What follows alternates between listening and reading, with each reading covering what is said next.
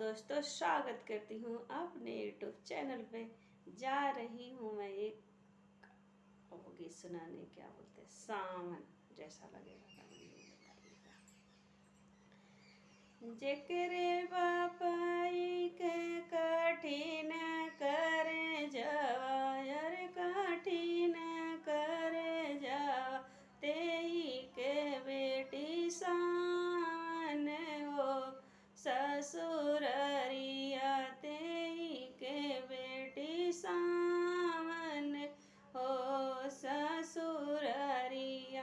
जे करे ही बापाई के दर्द करे जायर, दर्द करे जवा तेई के बेटी सावन हो नई घरवा, तेई के बेटी सावन हो नई घरवा।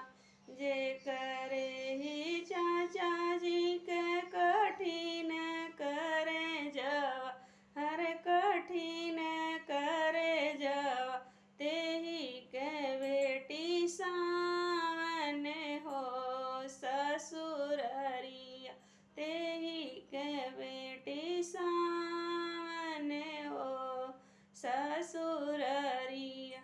जे करे चाचा जी के दर्दी करे जवा, हर दर्दी करे जवा तेही के बेटी सावन हो नई घरवा, तेही के बेटी सावन हो नई घरवा।